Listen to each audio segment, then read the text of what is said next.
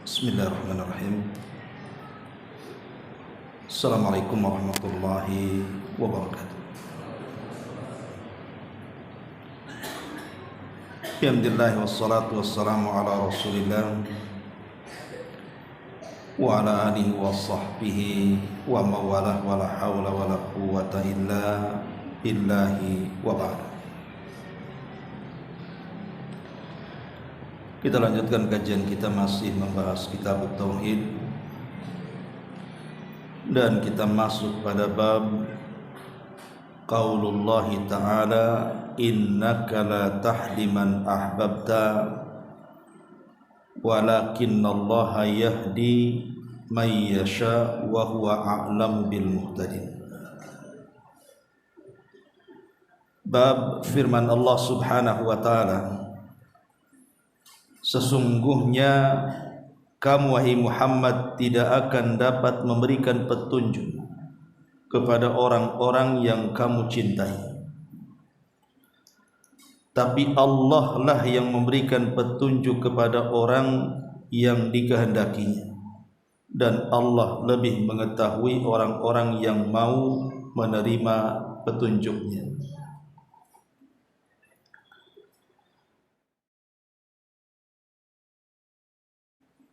Ma'asyiral muslimin wal muslimat rahimani wa rahimakumullah.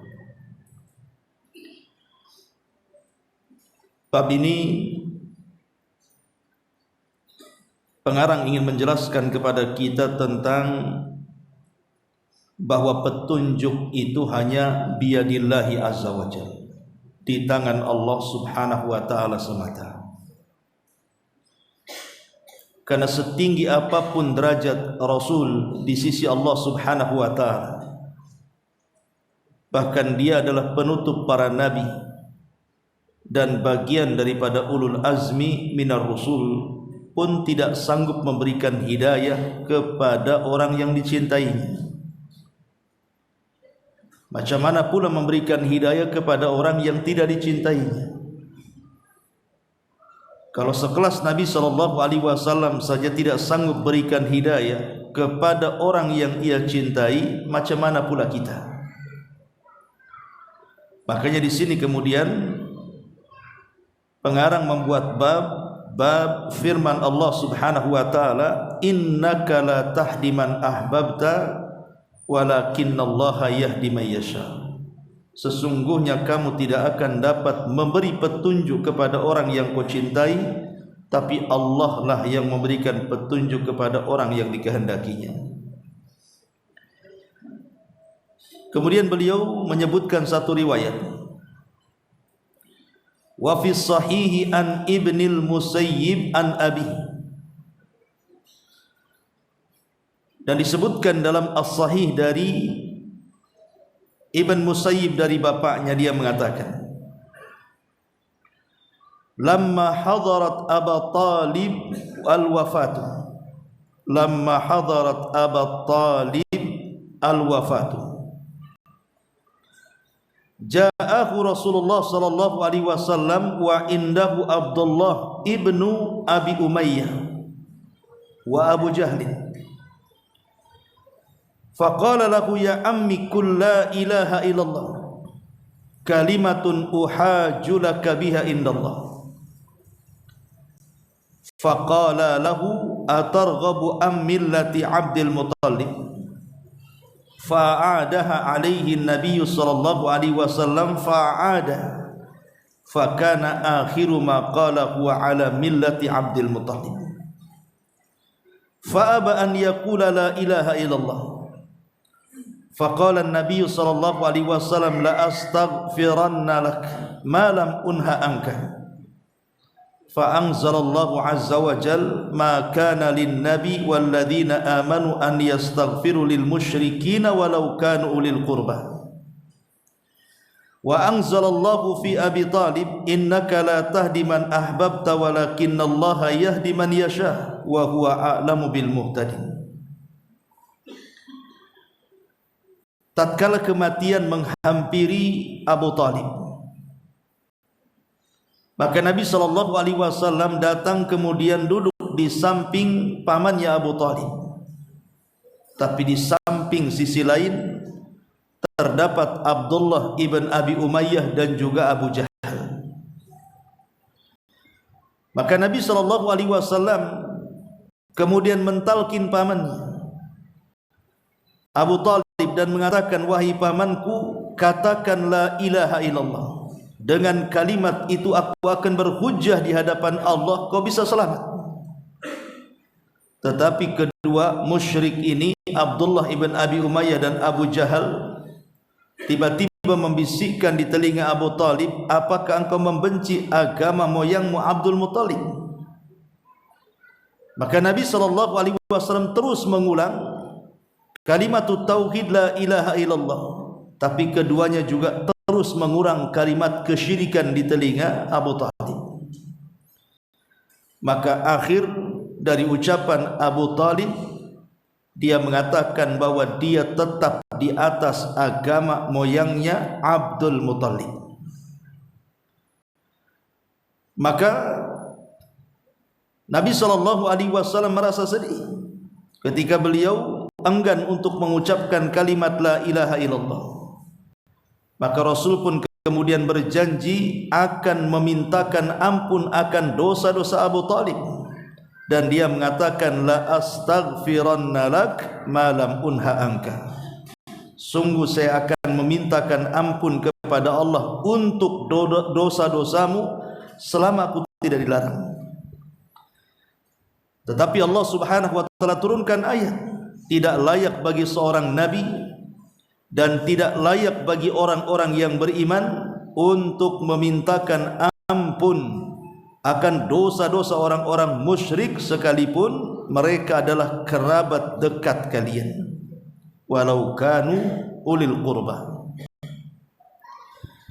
Kemudian Allah Subhanahu wa taala juga turunkan ayat bicara tentang Abu Talib, sesungguhnya engkau wahai Muhammad tidak akan mampu memberikan hidayah kepada orang yang kau cintai, karena Allah lah yang memberikan hidayah kepada siapa yang dikehendaki, dan Allah tahu siapa orang-orang yang layak menerima petunjuk itu. Ma'asyiral muslimin wal muslimat rahimani wa rahimakumullah. Kita tahu bahwa ketika Nabi SAW diutus menjadi nabi dan rasul, maka di antara paman Nabi SAW yang masih mendapati kenabian dan kerasulan Rasul kita Muhammad SAW itu hanya 4. Pertama Abu Lahab, kemudian Abu Talib, kemudian Hamzah, kemudian Abbas. Itulah paman Nabi SAW yang hidup sampai Rasul diutus menjadi nabi. Tetapi dari 4 pamannya ini terbagi menjadi 3 kelompok. Kelompok yang pertama, mereka beriman kepada Nabi SAW, bahkan baik keislamannya, bahkan menolong Islam dan berjasa dalam Islam. Keduanya adalah Hamzah Asadullah dan juga Abbas, paman beliau sallallahu alaihi wasallam.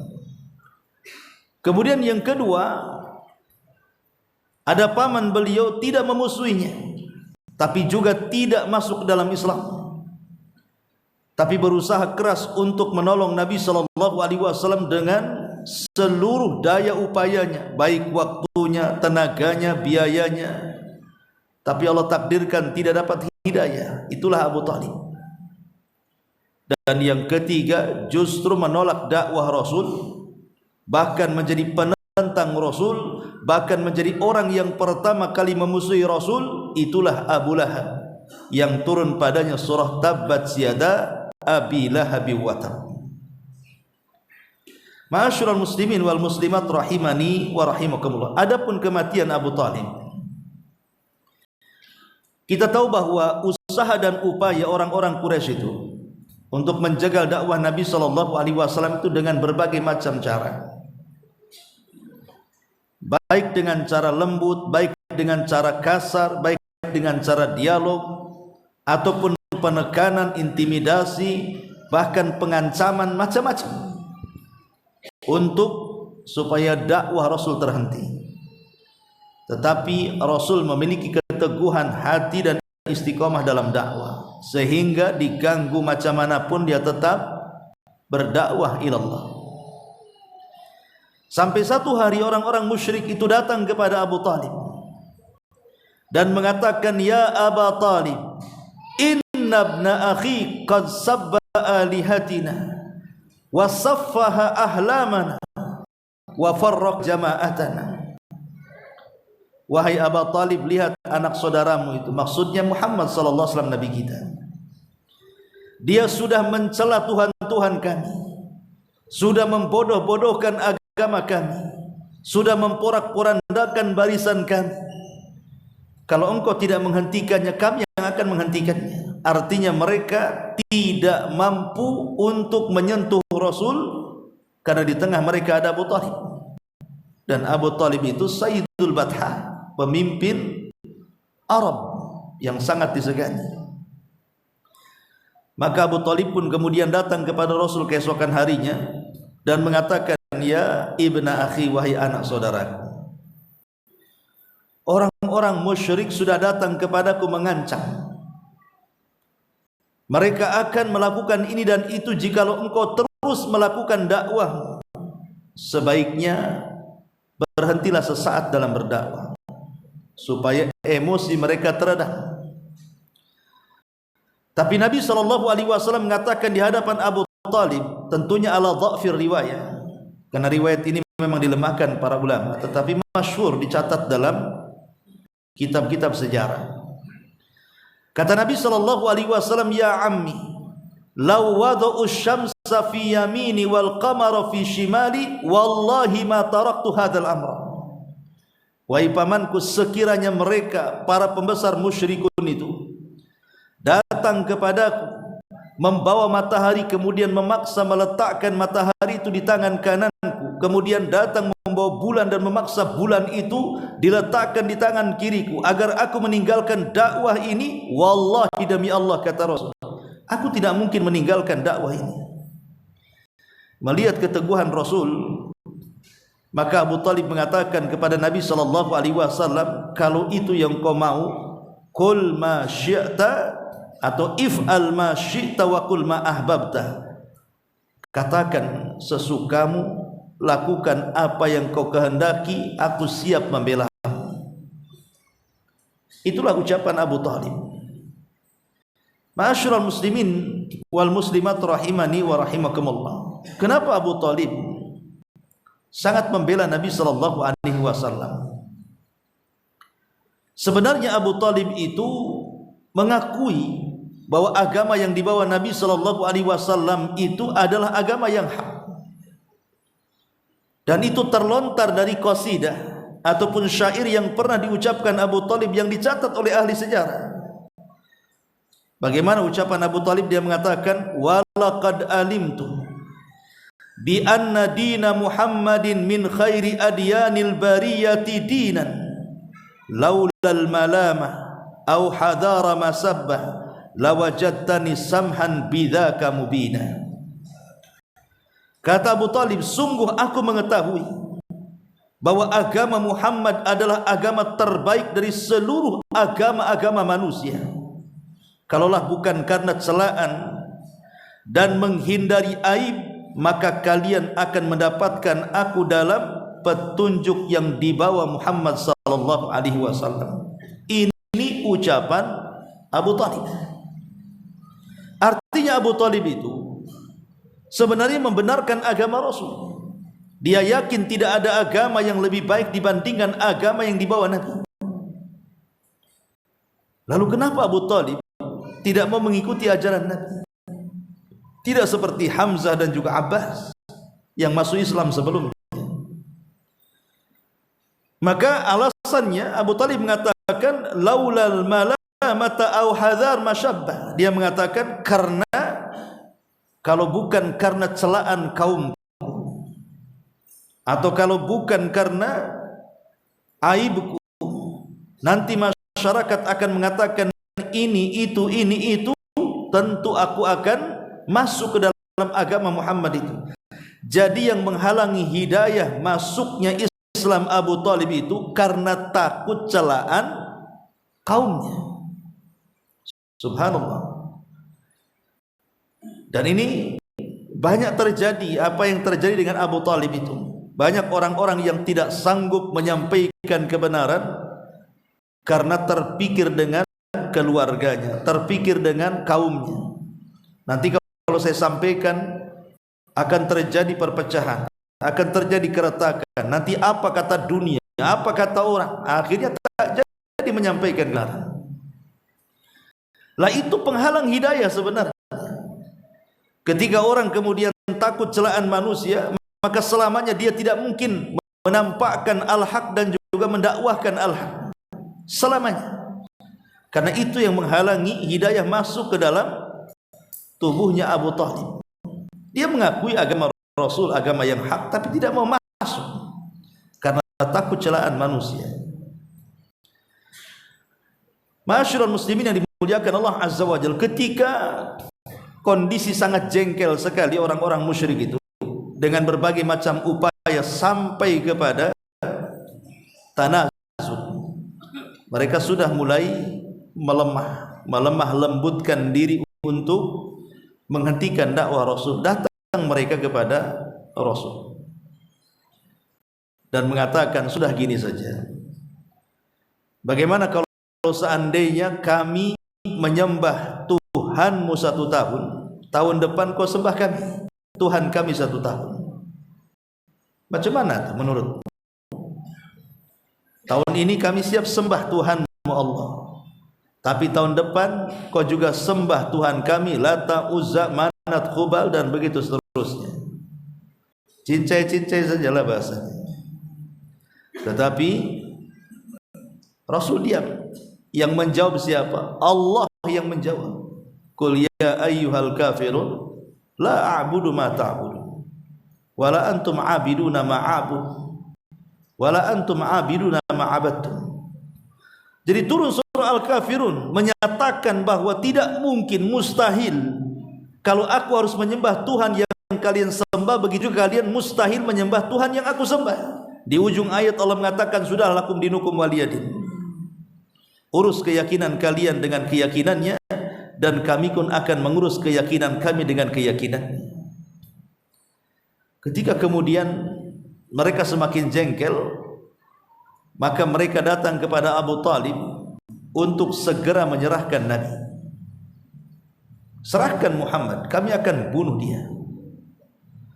Tapi Abu Thalib justru melindungi Nabi SAW dan mengajak kabilahnya untuk melindungi Nabi, baik yang mukmin atau yang kafir.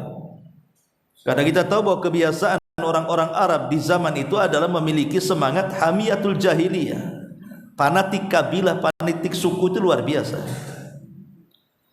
Akhirnya karena kemudian Nabi SAW dibela oleh Bani Abdul Muttalib, Bani Hashim, kemudian juga Bani Muttalib, dua kabilah ini membela Rasul SAW. Maka kabilah-kabilah yang lainnya sepakat untuk memboikot.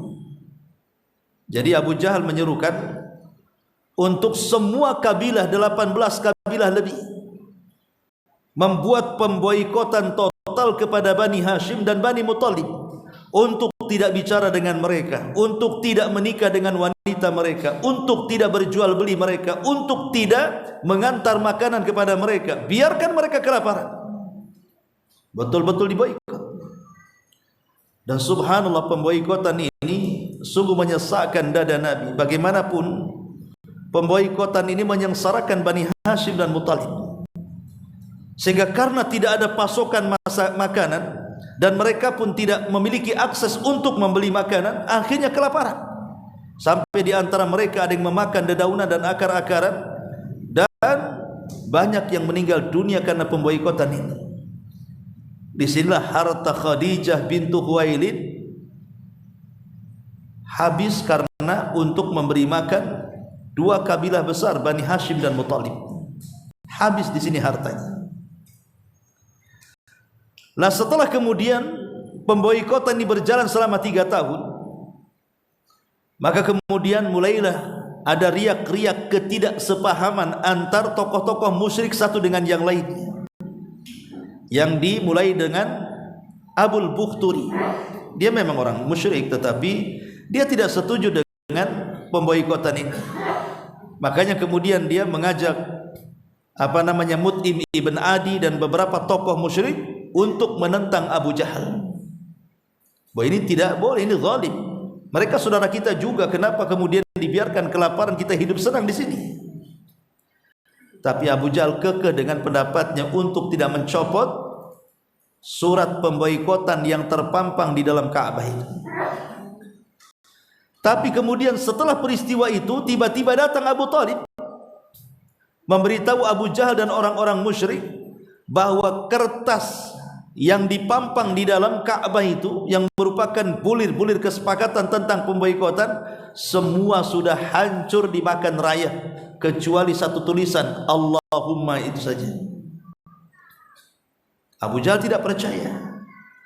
Akhirnya dibongkarlah kemudian pintu Ka'bah, masuk, memang betul-betul surat itu sudah nggak ada lagi, perjanjian itu sudah habis dimakan raya. Berarti sesuai dengan kesepakatan, selama masih menggantung maka selama itu terjadi pemboikotan. Ketika itu sudah hancur maka hilanglah pemboikotan. 3 tahun. Lah selama 3 tahun inilah Abu Thalib kemudian sering sakit-sakitan. Maka beberapa bulan setelah peristiwa selesainya pemboikotan inilah Abu Thalib jatuh sakit. Begitu juga Khadijah bintu Khuwailid juga jatuh sakit. Karena dua manusia mulia ini meninggal di tahun yang sama. Makanya kemudian tahunnya disebut Amul Hazni, tahun kesedihan. Nah, di sini pengarang menceritakan tentang wafatnya Abu Thalib. Jadi ketika Abu Thalib itu menjelang ajalnya, maka Nabi SAW sebagai bentuk ingin berbuat baik kepada pamannya yang selama ini sudah mendidiknya, yang selama ini sudah memberikan makanan, minuman, pakaian kepadanya, sampai merawatnya sedari kecil sampai dia dewasa, sampai menikah, dinikahkan juga dengan Abu Thalib, sampai menjadi Nabi dan Rasul pun diperjuangkan oleh Abu Thalib, sehingga kebaikan yang banyak lah tidak mungkin tidak dibalas Nabi. Nabi ingin membalas Abu Thalib dengan cara apa? Dimasukkan ia ke dalam agamanya, supaya dia mendapatkan nikmat besar di surga. Makanya Nabi SAW mendatangi Abu Thalib yang sedang sakaratul maut itu. Tapi rupanya kawan karib kerabatnya Abu Thalib, Abu Jahal dan juga Umayyah ibn Rabi tadi mendatangi Abu Thalib, masing-masing mentalkinkan di kedua telinga Abu Thalib. Yang satu mentalkinkan tauhid, yang satu mentalkinkan kesyirikan. Kata Nabi SAW, katakan wahai pamanku kalimat la ilaha illallah. Kalau engkau mengucapkannya, aku akan bawa kalimat ini untuk berhujah di hadapan Allah. Kau akan selamat. Tetapi Abu Jahal dan Umayyah ibn Rabi terus mentalkinkan juga, mengingatkan kepada Abu Thalib, apakah engkau akan mengucapkan kalimat itu wahai Abu Thalib, dan engkau membenci agama moyangmu Abdul Muthalib? Maka Rasul terus mengulang kalimat tauhid dan Abu Jahal pun terus mengulang kalimat itu, sampai akhirnya Abu Thalib terkadang melirik Rasul, terkadang melirik Abu Jahal.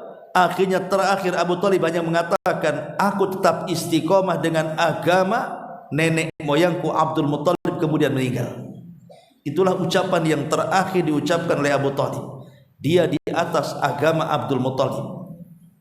Makanya kemudian sepakat ahli sunnah wal jamaah mengatakan Abu Thalib mati kafir, kecuali Syiah mengatakan Abu Thalib itu masuk Islam. Abu Thalib itu mengucapkan tauhid sebenarnya, Nabi tak dengar saja katanya. Jadi cemana Nabi tak dengar? Karena mereka beralasan tidak mungkin Abu Thalib kafir, karena imam-imam mereka itu turunan Abu Thalib masalahnya. Imam 12 mereka. Masa kemudian 12 imam ini turunan orang kafir? Ya, orang-orang Syiah tentu tidak akan terima. Makanya mereka mengatakan Abu Thalib itu Islam. Tapi kita orang ahli sunnah mengatakan Abu Thalib mati kafir. Dan ini kesepakatan para ulama tanpa khilaf. Lah ketika meninggalnya Abu Talib, satu hari Nabi SAW itu pernah duduk-duduk bersama Abbas ibn Abdul Muttalib, pamannya. Jadi Abbas ini berusaha untuk mengingatkan kebaikan dan perjuangan Abu Talib kepada Islam di hadapan Rasul. Maka Nabi SAW kemudian mengatakan, ya Abbas, harusnya Abu Talib itu dia dimasukkan ke dalam neraka, nerakanya paling dalam sendiri itu harusnya. Tetapi karenaku, kata Nabi SAW, Allah pindahkan neraka yang paling rendah ke neraka yang paling tinggi di atas. Hanya satu tumit saja neraka itu. Harusnya dia neraka yang paling rendah diangkat ke atas, kemudian diringankan azabnya, nerakanya hanya sampai mata kaki saja. Tapi Rasul mengatakan walaupun nerakanya sampai mata kaki, tapi cukup mendidihkan ubun-ubunnya. Itulah satu-satunya orang kafir yang mendapatkan syafaat. Makanya kalau kita bicara tentang akidah Ahlussunnah wal Jamaah, dalam bab syafaat itu namanya ada syafaatul khas, namanya syafaat khusus.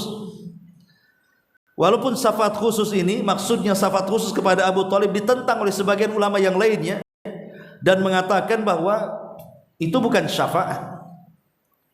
Ya, mungkin diringankan saja azabnya, sebab syafaat itu adalah pertolongan dari Allah Subhanahu wa taala yang mengeluarkan orang itu dari neraka. Tapi Abu Talib kan tidak keluar dari neraka, cuma diringankan saja.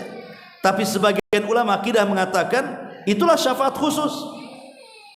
Syafaat khusus bagi Nabi SAW meminta kepada Allah agar meringankan azab Abu Talib, dan Allah kabulkan. Yang harusnya Abu Talib itu berada di neraka yang paling bawah, kemudian diangkat dan diletakkan neraka yang hanya satu mata kaki saja itu tingginya neraka itu, atau dengan istilah sandalnya neraka. Jadi syafaat khusus satu-satunya orang kafir yang diringankan azabnya adalah Abu Talib karena jasanya yang luar biasa. Tapi di sini Allah Subhanahu wa taala mengatakan, innaka la tahdi man ahbabta walakinnallaha yahdi man yasha. Hai Muhammad, sesungguhnya engkau tidak akan sanggup memberikan hidayah kepada orang yang kau cintai. Tidak syak lagi, Nabi SAW adalah orang yang paling mencintai Abu Talib, ya, karena jasa-jasanya. Tapi apakah cintanya Nabi SAW kepada Abu Talib itu cinta syar'i? Tentu tidak. Karena cinta syar'i ini tidak boleh diberikan kecuali kepada orang yang beriman, sementara Abu Talib kafir. Dan Allah katakan, la tajidu qauman yu'minuna billahi wal yaumil akhir yuwaduna man hadallaha wa rasulah. Engkau tidak akan dapat sebuah kaum yang mereka beriman kepada Allah dan hari akhir, mereka saling mencintai sesama mereka kepada orang yang memusuhi Allah dan Rasulnya. Mustahil. Kecintaan syar'i ini diberikan Rasul kepada Abu Talib. Kenapa? Karena Abu Talib bukan mukmin. Lalu apa maksudnya innaka la tahdi man ahbabta di sini? Bahwa engkau tidak mungkin memberikan hidayah kepada orang yang kau cintai. Maksudnya cinta di sini, cinta kan macam-macam. Ada cinta syahwani, ya, cinta karena syahwat, seperti seorang laki-laki suka dengan perempuan atau sebaliknya. Ada cinta tabi'i, cinta tabiat. Ya, namanya ada orang tua sayang dengan anaknya, kita sayang dengan keluarga kita, anak sayang dengan orang tua, itu tabiat namanya. Jadi kalimat innaka la tahdi man ahbabta di sini maksudnya cinta dalam bentuk tabiat, bukan cinta dalam bentuk syar'i. Ya, wajar tabiat Rasul mencintai pamannya, sebagaimana juga pamannya sangat mencintai Nabi SAW. Karena kecintaan syar'i ini tidak boleh diberikan kecuali kepada orang yang beriman. Sementara Abu Talib tidak beriman, berarti yang dimaksud cinta di sini artinya cinta tabiat. Rasul tidak mau Orang yang selama ini mengurus dia sedari kecil, dari usia 8 tahun sampai dia menikah, sampai diangkat jadi Nabi dan Rasul, tidak pernah berpisah. Harus kemudian meninggal dalam kondisi kafir. Makanya Rasul sangat berkeinginan untuk supaya Abu Thalib itu mendapatkan hidayah. Tetapi sekali lagi bahwa hidayah itu di tangan Allah Subhanahu wa taala, bukan di tangan kita. Ma'asyiral muslimin wal muslimat rahimani wa rahimakumullah. Dari hadis ini maka banyak faedah yang kita akan petik. Apa saja faedah yang kita bisa petik dari hadis ini? Yang pertama, hadis ini menunjukkan tentang hirsun Nabi ala da'wati wa intisyaril hidayati ila nas. Semangat Nabi sallallahu alaihi wasallam di dalam menyebarkan dakwah dan memasukkan hidayah kepada hati-hati manusia. Tentu yang dimaksud hidayah di sini ada hidayatul irsyad, hidayatul dilalati wal bayan, hidayatul dakwah, bukan hidayah taufik ya. Karena hidayah taufik itu mutlak milik Allah. Jadi hidayah taufik itu maksudnya hidayah kesadaran, hidayah iman yang menancap dalam dadanya, hidayah tauhid yang ada dalam hatinya, hidayah ketakwaan yang ada dalam sanubarinya. Itu namanya hidayah taufik. Tidak ada yang mampu memberikan kecuali Allah. Tapi yang dimaksud di sini adalah hidayatul irsyad, hidayah irsyad, hidayah yang bisa dilakukan siapa saja, yaitu menyampaikan kebenaran, menjelaskan ini hak, ini batil, ini boleh, ini tidak, dan begitu seterusnya. Hanya menjelaskan kepada manusia, ini tauhid, ini syirik, ini bid'ah, ini sunnah, ini taat, ini maksiat, ini yang boleh, ini yang tidak, ini yang ikhlas, ini yang tidak. Semua orang bisa melakukan seperti itu selama dia punya pengetahuan. Jadi kita ini berdakwah hanya menghantarkan hidayah taufik kepada manusia. Soal mereka menerima atau tidak urusan mereka dengan Allah. Yang penting tanggung jawab kita sudah lepas dengan Allah menyampaikan kebenaran. Karena keberhasilan dakwah itu bukan banyaknya pengikut, tapi keberhasilan dakwah itu ketika seseorang berhasil menyampaikan kebenaran kepada manusia. Karena banyak nabi yang tidak ada pengikutnya. Ada juga nabi itu cuma 1-2 pengikutnya. Apa kita katakan nabi itu gagal? Tidak. Tidak ada nabi yang gagal. Lalu kenapa mereka tidak banyak pengikut? Karena standar berhasil tidaknya sebuah dakwah itu adalah berhasil tidaknya kita menyampaikan kebenaran. Ini yang pertama. Yang kedua, di antara faedah hadis ini adalah wafa'un Nabi sallallahu alaihi wasallam di wa muhawalatuhu raddan atau radda jamilihi alaihi. Jadi Nabi sallallahu alaihi wasallam ingin membalas kebaikan Abu Thalib dan berusaha untuk membalas dengan balasan terbaik. Makanya Rasul tidak menghendaki Abu Thalib mati kafir. Dia maunya Abu Thalib itu mati Islam, supaya dia mendapatkan banyak pahala dan balasan di hadapan Allah Subhanahu wa taala. Jadi Rasul ingin membalas kebaikan dengan kebaikan. Dan harusnya seperti ini. Balaslah jasa manusia yang telah berbuat baik kepada kita dengan kebaikan. Jangan sampai orang-orang yang berjasa kepada kita antum pula tidak balas dengan kebaikan. Seperti siapa? Ya orang tua. Orang tua kita, guru-guru kita, atau orang-orang yang pernah berjasa kepada kita, para ulama, para masyayikh, maka kita doakan mereka dengan kebaikan.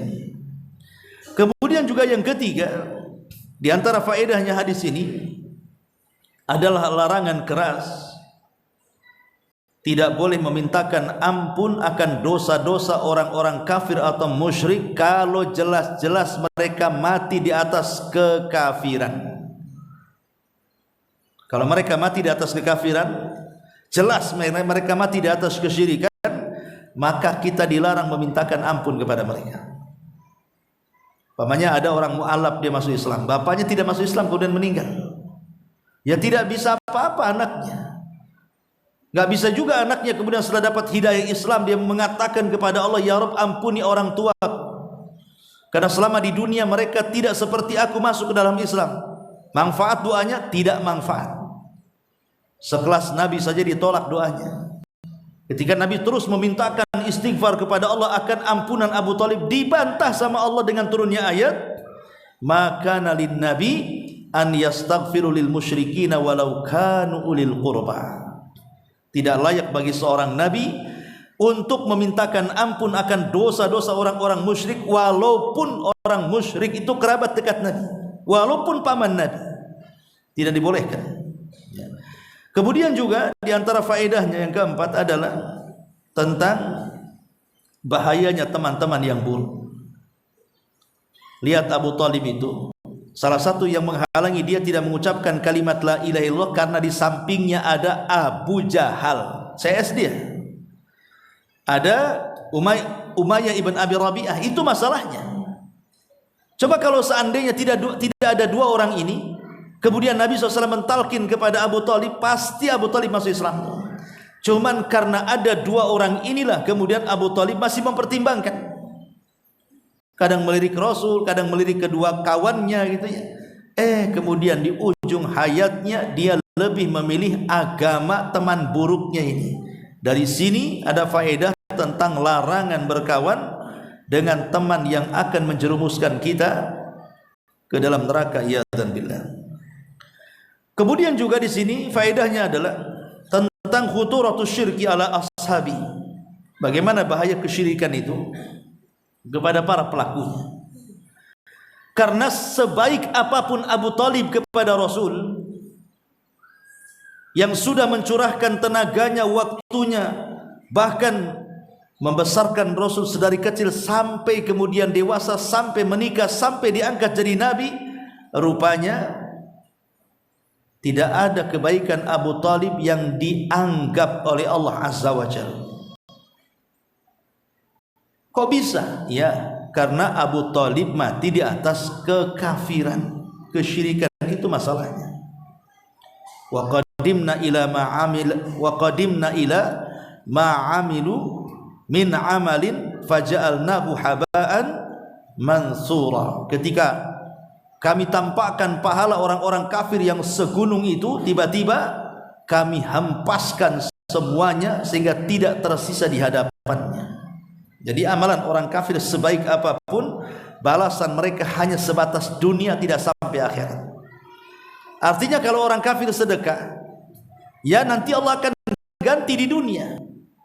Boleh jadi dengan ditambah hartanya, mungkin disehatkan badannya, diluaskan rizkinya, ya hanya sebatas dunia saja. Jadi kebaikan orang kafir itu balasannya di dunia saja, dia tidak akan sampai ke akhirat. Hanya orang-orang yang beriman yang balasannya bukan hanya dunia tapi sampai ke akhirat. Makanya hati-hati jangan meninggal di atas kesyirikan ya. Kemudian juga anna man mata 'alal kufri la yajuz at-tarahum 'alaihi walal istighfar, bahwa yang meninggal di atas kekafiran atau kesyirikan maka tidak boleh kita at-tarahum, berdoa dengan meminta kepada Allah agar dia diberikan rahmat, ataupun istighfar meminta agar dosa-dosa dia diampuni. Dan ini haram berdasarkan ijma para ulama, tidak boleh. Tapi kalau dia masih hidup, maka kita doakan tentang hidayah dia. Kemudian juga kesyirikan itulah tanfa'u mahau ta'atun. Kesyirikan itu tidak akan bermanfaat bersamanya ketaatan apapun apabila dia meninggal menghadap Allah Subhanahu wa taala. Termasuk juga bahwa Abu Talib mendapatkan syafaat khusus. Tetapi sekali lagi bahwa syafaat khusus kepada Abu Talib tidak mengeluarkan Abu Talib dari neraka. Wala tanfa'u syafa'atu syafin, tidak akan bermanfaat orang-orang yang memberikan syafaat kepada orang-orang musyrik. Sekalipun Abu Talib kan hanya diringankan siksanya saja, tapi tidak dikeluarkan dari neraka, itu saja ya. Tapi dia akan di dalam neraka itu abadal abid, selamanya. Na'udzubillah. Taib. Ini diantara faedah daripada hadis ini.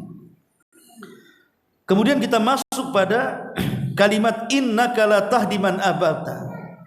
Sesungguhnya engkau ya Muhammad tidak akan mampu memberikan hidayah kepada orang yang kau cintai. Ikhwatu fillah muliakan Allah Azza wa Jalla. Tadi saya singgung bahwa hidayah itu hanya ada di tangan Allah. Dan itu terbukti para nabi kan. Ibrahim alaihi salam tidak bisa memberikan hidayah kepada Azar bapaknya. Nabi Nuh tidak bisa memberikan hidayah kepada istrinya.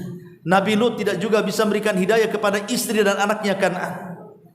Bahkan lihat saudara-saudara Nabi Yusuf mencelakakan Nabi Yusuf sampai dimasukkan ke dalam sumur. Kemudian Nabi Lut dan begitu seterusnya. Termasuk Nabi kita Muhammad SAW tidak bisa memberikan hidayah kepada pamannya Abu Lahab. Artinya hidayah itu milik Allah. Tetapi siapapun yang Allah berikan hidayah kepada hamba-hambanya, maka dia telah mendapatkan kenikmatan yang tidak ada taranya. Jadi orang yang mendapatkan hidayah, ikhwan, berarti dia mendapatkan nikmat yang paling besar yang ada di permukaan bumi ini. Imam Ibnul Qayyim mengatakan, setiap nikmat yang Allah berikan kepada hamba-hamba Allah, sebutkan nikmat apa saja. Kata beliau, maduna nikmatil hidayah, itu tidak seberapa dibandingkan nikmat hidayah. Maksudnya nikmat di dunia kan banyak. Antum pengen kaya, Allah buatkan kaya. Pengen rumah bagus, Allah kasih rumah bagus. Pengen kendaraan mahal, Allah kasih kendaraan mahal. Pengen punya perusahaan, Allah buka perusahaan. Pengen punya istri cantik, punya anak baik dan begitu seterusnya, Allah kasih. Sebutkan nikmat apapun yang menjadikan kesenangan kita di dunia, itu tidak seberapa, kata Imam Ibnul Qayyim. Karena kenikmatan itu akan putus dengan kematian. Tetapi hidayah ini tidak akan putus sampai kematian menjemput dia. Karena hidayah itu cahaya. Itulah nikmat yang paling besar yang Allah Subhanahu wa taala anugerahkan kepada kita. Dan hidayah ini bermacam-macam. Jadi kalau Allah Subhanahu wa taala memberikan hidayah kepada kita, maka Allah Subhanahu wa taala akan membangkitkan semangat kepada kita untuk mudah mengamalkan amal baik, amal soleh. Dan Allah akan tanamkan akhlak-akhlak yang layak, yang baik untuk kita.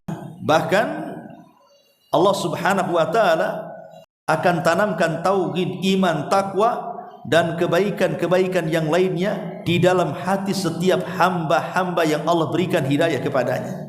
Jadi kalau Allah sudah kasih hidayah, maka Allah pasti akan penuhi hatinya dengan kebaikan dan segudang kebaikan lagi. Tetapi orang-orang yang disesatkan Allah, maka tidak ada yang bisa memberikan hidayah kepadanya. Adapun kemudian secara singkat karena sudah Isya, yang menjadikan sebab kita mendapatkan hidayah, pertama tentu berdoa kepada Allah, minta agar kita diberikan hidayah. Kemudian yang kedua, ibtighaul haq, berusaha mencari kebenaran dengan cara talabul ilmi seperti ini, supaya dengan pengetahuan ini tersingkap mana hak mana batil. Kemudian yang ketiga, berpegang teguhlah dengan tali Allah, maksudnya Al-Quran dan sunnah Nabi SAW. Kemudian senantiasa membaca kisah-kisah para nabi, orang-orang saleh, dan juga berkawanlah dengan kawan-kawan yang seakidah, yang seagama, yang semanhaj dengan kita, supaya tidak luntur hidayah kita. Adapun yang menghalangi hidayah, maka pertama karena mengikuti hawa nafsu. Kemudian yang kedua, sombong, ujub dan takabur. Kemudian yang ketiga, tidak tunduknya kepada syariat, tidak mau kembali kepada Al-Quran dan Sunnah. Kemudian yang selanjutnya juga berkawan dengan kawan-kawan yang buruk akhlak dan akidahnya.